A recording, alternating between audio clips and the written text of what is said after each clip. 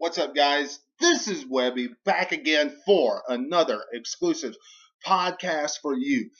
This podcast, we will be discussing my top 5 greatest, most important rivalries in WrestleMania history that involve the Phenom, the Dead Man, the Reaper, the Undertaker.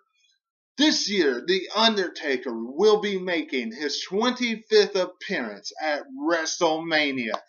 Through the years, The Undertaker has put on some epic confrontations, some great rivalries to entertain us wrestling fans, ones that we will cherish and talk about for years to come. Shawn Michaels, Triple H, Edge, Ric Flair, Randy Orton, among others. Great rivalries. Coming in at number 5 on my list is Batista. This match and rivalry was tremendous. Dating back to the Royal Rumble 2007. The Undertaker wins the Royal Rumble and becomes the main event spot for WrestleMania. Chooses Batista as his opponent. Makes claim that he wants the world title by giving a devastating chokeslam to Batista. From there, we get the epic tag team matchup between Batista and The Undertaker versus Shawn Michaels and John Cena. Raw's main event and SmackDown's main event. Raw picks up the victory in this matchup because Batista gives a epic spine buster to The Undertaker at the end of the matchup. Batista only adds intrigue to this match because he can't trust The Undertaker, says he doesn't have any respect for The Undertaker anymore, which adds more interest for the match leading into WrestleMania 23. Once we get to WrestleMania, this is completely hyped up and awesome.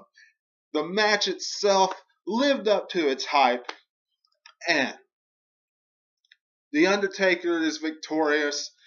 Batista coming this close puts The Undertaker through a table, and gives him 2 Batista bombs. This match was one to see, and I highly advise you to go back and watch it if you have not seen it. Coming in at number 4, CM Punk. This made my list for a couple of different reasons. Number 1, the fact that they paid homage and gave some respect to Paul Bearer, giving him one more highlight, one more shine at WrestleMania, since Paul Bearer did pass away before WrestleMania 29. They used Paul Bearer in the rivalry. Worked off really well for CM Punk and The Undertaker. They played off really good with the urn. The Undertaker wanting the urn back after CM Punk stole the urn from the Dead Man. Absolutely awesome.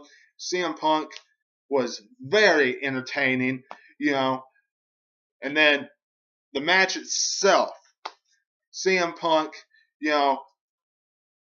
did those high-flying moves, putting The Undertaker through a table, and then trying to win the match by hitting The Undertaker with the urn, and then the great move set where it went from a GTS, go to sleep, into a tombstone pile driver, in which CM Punk kicked out of.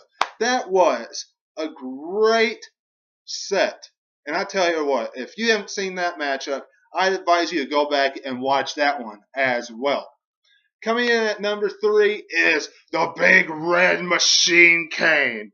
Kane absolutely was a great rivalry for The Undertaker at WrestleMania 14 and 20.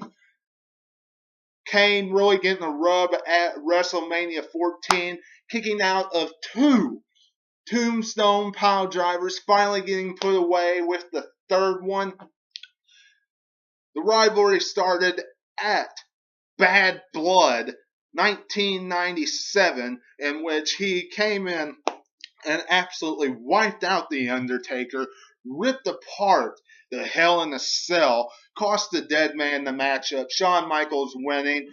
From there, it just grew and grew and built up. Undertaker didn't want to have anything to do with his brother Kane. Kane destroying everybody on the roster until The Undertaker, finally accepted, because Kane destroyed everybody on the roster, and Kane kept on taunting and hitting The Undertaker. Undertaker walking through fire and saying that he would walk through all this stuff to face you, Kane. Great rivalry leading into WrestleMania 14. The match itself was a sight to see. Both guys getting a huge rub off of it. Kane absolutely made out to be a star in that matchup, kicking out of 2 epic tombstone pile drivers. And one of the very few times we see The Undertaker deliver a tombstone pile driver to somebody and having to hook the leg to pick up the victory. And that's what he had to do with Kane on that night. WrestleMania 20, where it all begins again. The Undertaker, the dead will rise again. The Undertaker was buried alive at Survivor Series in 2003. Mr. McMahon versus the biker Undertaker. Kane burying him alive. Absolutely,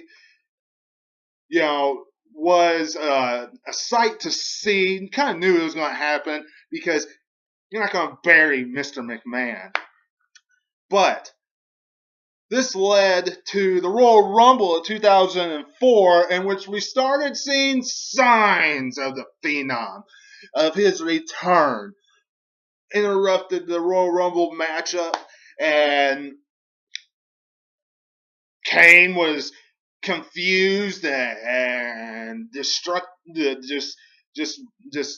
couldn't believe that The Undertaker was going to come back because he thought he was dead, So, kept on seeing signs. Finally, at the match, WrestleMania 20, where it all begins again, The Undertaker reemerged as the one we see now with Paul Bearer, in which he was victorious, devastating tombstone. The match, not too much to talk about, wasn't a great encounter, but the rivalry itself, how it built towards WrestleMania 20, was very intriguing.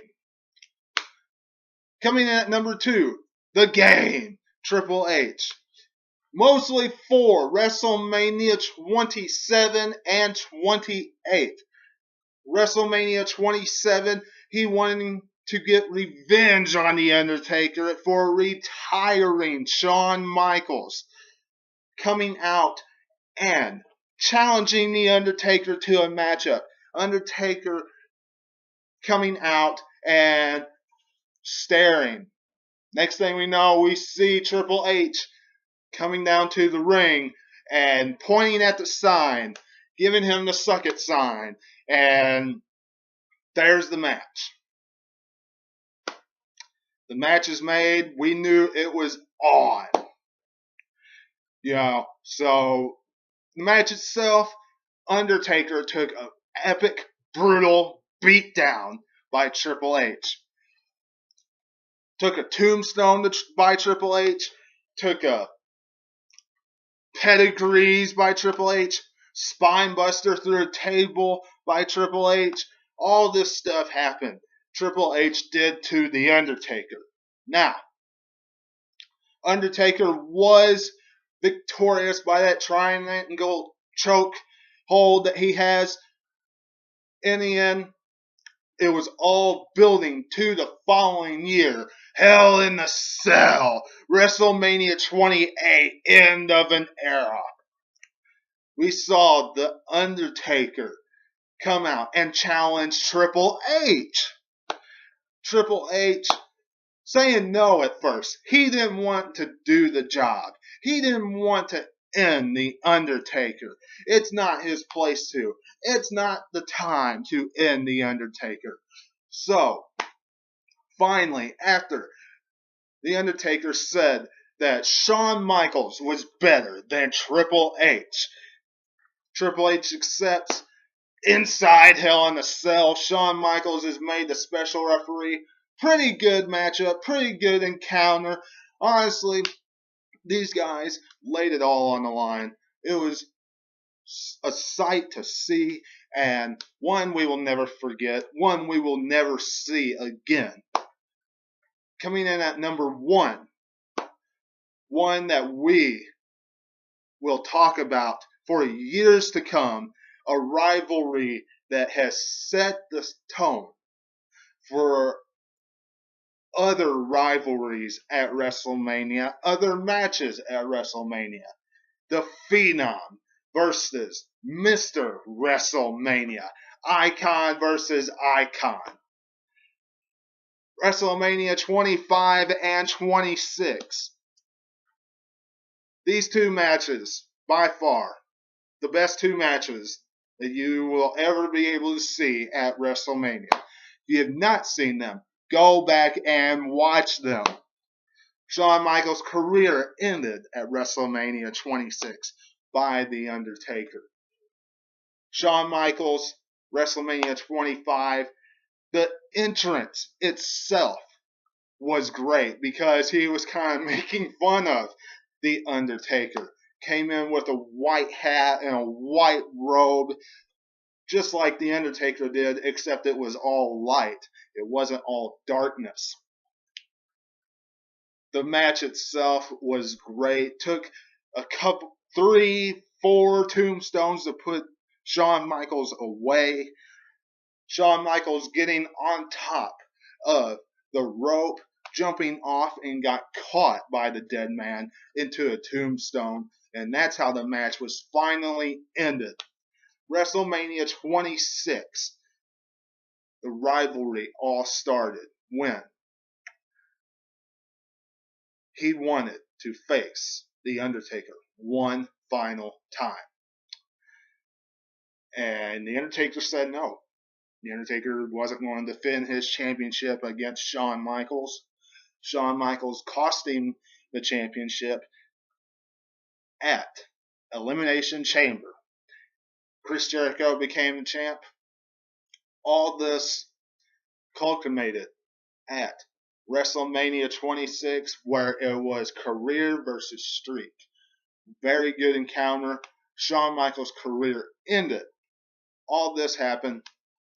Couldn't ask for a better story between Shawn Michaels and The Undertaker. What do you all think? Y'all let me know in the comments below. If you like this video, hit that thumbs up. Don't forget to subscribe. Twitter at 2007Webby. Facebook at 2007Webby.